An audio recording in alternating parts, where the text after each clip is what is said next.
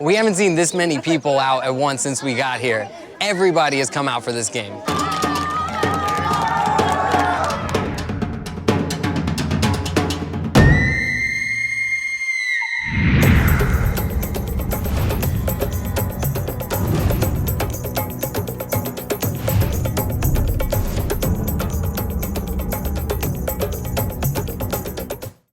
The word Darfur has become synonymous with chaos and war.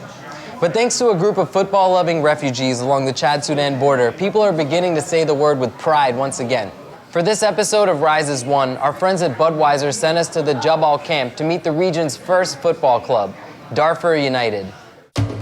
We're headed to the Djabal camp in eastern Chad to meet the organizers of Darfur United as they decide who will get to represent Darfur on the international pitch. Since the Darfur conflict started in 2003, over 200,000 refugees have fled Darfur. Djabal is just one of many refugee camps that dot the Chad-Sudan border. In these camps, many different tribes who were recently in conflict are forced to live with each other under rugged conditions with limited resources. We're here with Gabriel, the organizer of Darfur United, and we're about to go see the tryouts for the team.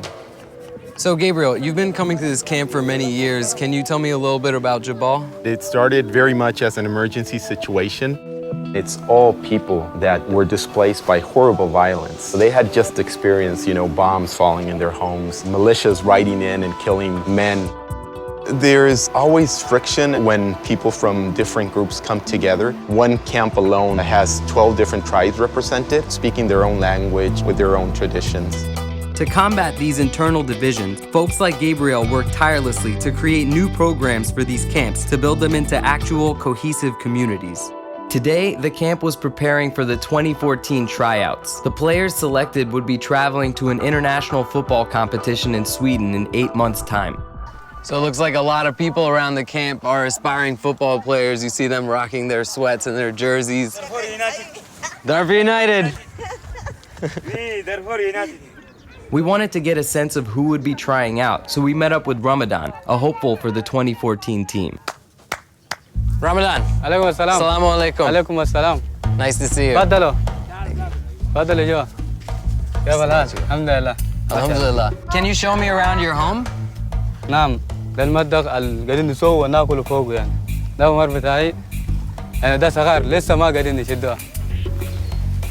وحتى الآن يعني ظروف صعبة وقاعدين نجاسبوا إنه يعني نعيش حياتنا اليومية ده. كيف يعني نلعب بجدية إنه نكون يعني نحصل على درجة إنه نكون لاعب في دارفور يونايتد. عشان كده قاعد نجاسب منذ ما أسس فريق اسمه دارفور يونايتد. Over the next 2 days, Ramadan would be competing against 60 other players in grueling 100-degree weather for one of 5 spots on the team. All right, wait, so, and you were on the team last year, right?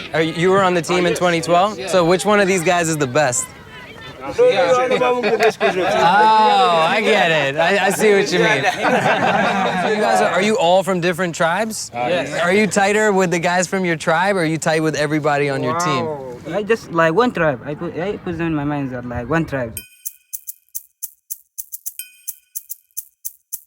We're about to go meet Abdul Basit, one of the players from the 2012 team. Since competing with Darfur United in Iraq, he's become something of a community leader here. He teaches in the Djabal camp. أزمة وقول أيوة جميل جدا. Number 1. Hamid is number 1. Can you tell me about your experience traveling to Iraq and competing with Darfur United? صحيح كان يعني في يعني الناس كان متقسمين في قبائل صح؟ أنا ديل قبيلة كذا يعني صح لما ننزلوا في الميدان ما ممكن يعني هدف اللي انتم تشوفوه هو جول ما تقدر شنو؟ كيم بعد ما جينا وأي زول عرف إنه اليونايتد ده يتوحدنا وخلاص هدفنا واحد جينا كزملاء وكجسم واحد يعني ما في ثالث. So the first day of tryouts is drawing to a close, and it's still pretty unclear who's going to make the team, but these guys have decided that they're not going to sing the Sudanese national anthem as their song, but rather make up their own song, something that they feel like represents them as Darfuris. لكن تغير بعض الكلمات.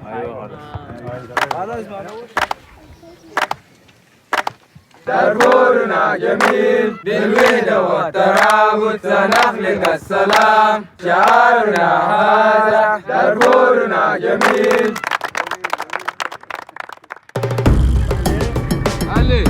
It's the last day of tryouts here at the Djabal camp.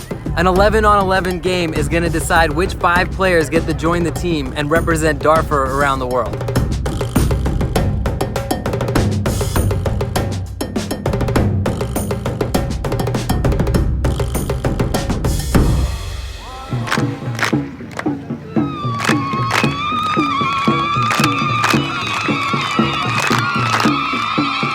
We haven't seen this many people out at once since we got here. Everybody has come out for this game. So how do you feel about the turnout today, Gabriel? Amazing turnout, but it's expected. I mean, they don't get something like this every day here in Djabal, so they're excited to see who's gonna make the team.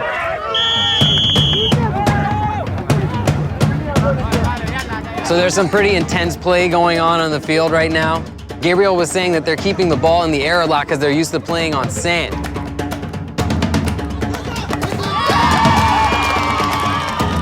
The match was fast and physical, and every player out there was clearly giving it their all. But the athletes were still very much working together on the pitch and displaying strong teamwork. In the end, Abdul Basit led his side to victory. At the end of the game, the leaders from different tribes came together to choose their best players. Abdul Basit was chosen again to represent the team, along with 4 other players. نمرة 5 عبد الرازق هارون. Ramadan was not one of them. All right, so let's bring it in. Darfur United.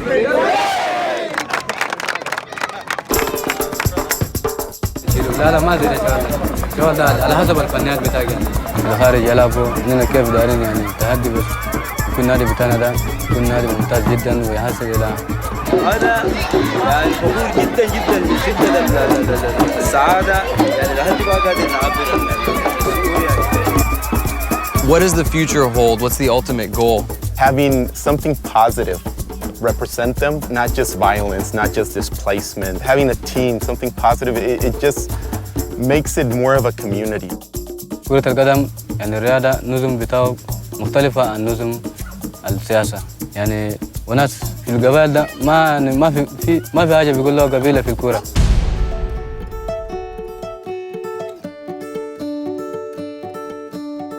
Seeing the way in which football was able to heal the wounds of war and create unity across tribal lines was truly inspiring. To continue the tradition of Darfur United, Budweiser has facilitated the creation of the Darfur Soccer Academy, a fully fledged football training facility run entirely by refugees.